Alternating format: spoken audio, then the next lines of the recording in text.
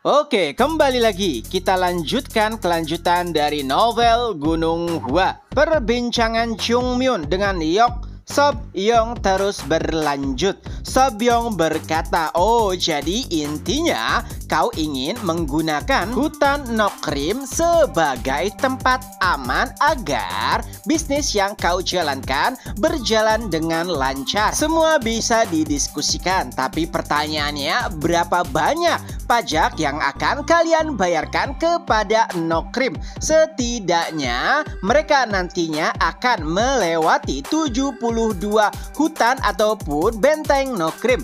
Jadi tentu saja pembayarannya harus sesuai." Chungmyun pun mulai menanggapinya. "Jadi kau ingin menghasilkan banyak uang? Ya tak masalah. Tapi aku sedikit berubah pikiran. Sebelumnya aku ingin menyetujui apa yang kau katakan. Sebelum kita benar-benar melanjutkan percakapan, panggilkan aku Raja Nokrim, ya, Raja Nokrim yang asli," kata Chungmyun. Lalu Sobyong pun menanggapinya, "Jadi kau sudah tahu?" Chungmyun menjawab, "Ya, sejak kapan?" "Barusan." Sobyong pun menggelengkan kepala. Lalu ia berbalik badan dan melangkah ke arah singgasana Raja Nokrim. Ia pun berkata, "Bocah, turunlah, kau sudah ketahuan." Melihat adegan tersebut membuat murid-murid Gunung Hua lainnya merasa heran. Mereka masih belum mengerti sebenarnya apa yang telah terjadi. Dan saat Raja Nokrim palsu turun, Sobyong pun mulai naik singgasana dan duduk di atasnya. Auranya pun berubah. Murid-murid Gunung Hua bahkan mulai merinding.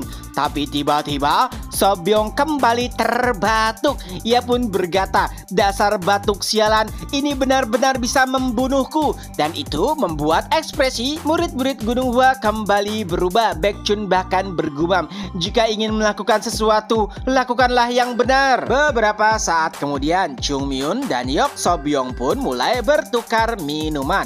Mereka saling tertawa bersama. Murid-murid Gunung Hua masih belum mengerti. "Jadi, apakah sebelumnya hanyalah sandiwara?"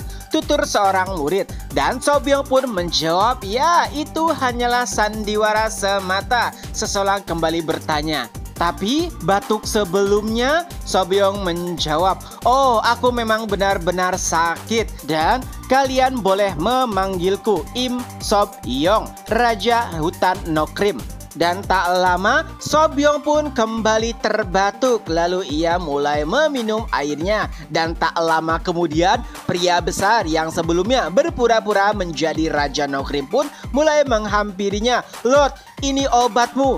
Dan Sobyong pun berkata, "Dasar bodoh, jika ingin membawakan aku obat, setidaknya berikan sebelum aku minum." Dan setelah Sobyong meminum obat tersebut, ia kembali berkata, "Sudah kubilang tambahkan sedikit gula." Lalu pria besar itu pun menjawab, "Tapi dokter bilang jika terlalu manis maka efektivitas dari obat tersebut akan berkurang." Mendengar hal tersebut, Sobyong pun tampak mengeluh. Lalu ia memerintahkan bawahannya tersebut untuk kembali. Oh ya, Raja Nokrim palsu sebelumnya bernama Jang Han. Tak lama kemudian seorang murid pun bertanya, "Mohon maaf sebelumnya, tapi kenapa Anda harus berpura-pura menjadi pelayan sebelumnya?" Sobyong pun menjawab, "Sebelum kau memasuki ruangan ini, apa yang kau pikirkan tentang raja?" Dan murid-murid pun sepakat. Mereka berpikir jika sosok Jang Han lah yang merupakan penampilan raja sejati, layaknya Mengso dari Istana Binatang Nanmam. Sobyong kembali berkata, "Seperti itulah. Tapi bagaimana jika yang mereka lihat adalah orang kurus krempeng sepertiku yang bahkan sedang sakit-sakitan? Tentu saja mereka mungkin akan mulai meremehkan Raja Nokrim. Oleh sebab itulah sesekali Sobyong memerintahkan Jang Han untuk berpura-pura menjadi seorang raja." Sobyong juga sempat bertanya kepada Chungmyun bagaimana cara mengetahui jika Jang Han adalah raja palsu. Nah, ternyata sebenarnya Chungmyun sudah mengetahui hal tersebut saat pertama kali mereka bertemu. Ada banyak alasan menurut Chungmyun, dan yang terpenting, tidak semua raja itu kuat. Dan posisi Raja Nokrim adalah posisi yang sangat penting. Melihat Jang Han yang tidak terlalu pintar langsung membuat Chung Myun ragu.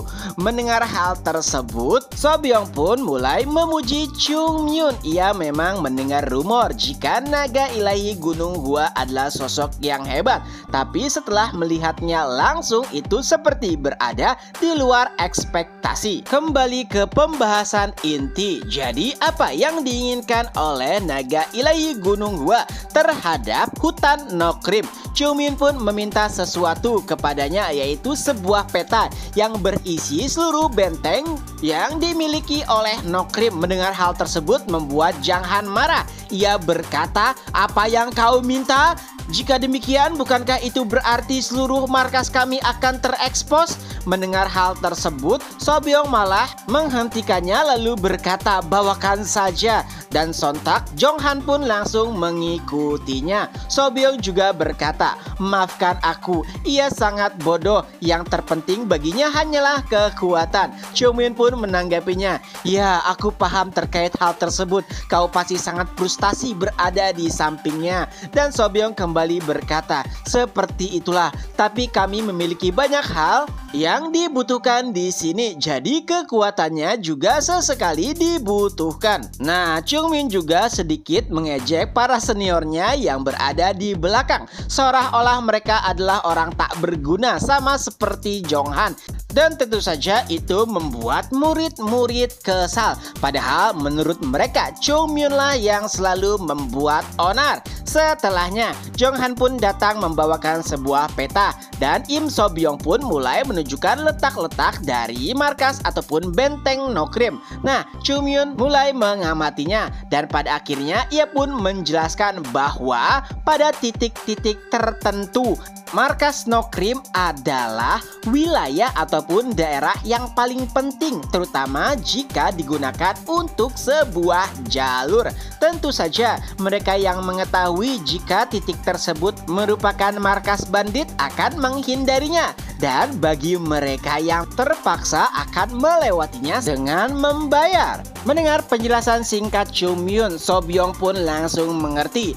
Jadi, kau menginginkan agar seluruh kulir dijaga dengan aman atau bisa melewati benteng Nokrim dengan mudah. Dan melalui pengumuman yang aku buat, tentu saja mereka tidak akan ada yang mempermasalahkannya. Chung Myun pun mengangguk, "Ya, seperti itulah, kau sangat pintar. Tapi tidak hanya itu yang aku inginkan. Aku menginginkan jika setiap benteng Nokrim menjadi tempat peristirahatan para kurir." Chung Myun kembali menjelaskan, klan hantu memang memiliki kecepatan yang luar biasa. Jika mereka dikejar, pastinya mereka bisa menghindar. Akan tetapi mereka pasti butuh istirahat. Oleh sebab itulah lebih aman beristirahat di markas bandit Nokrim. Karena hal yang paling rentan bagi mereka adalah saat beristirahat. So Byung pun mulai mengangguk. "Oh, jadi begitu. Kau ingin menggunakan benteng kami sebagai wisma. Itu adalah proposal yang masuk akal. Aku sangat menyukainya.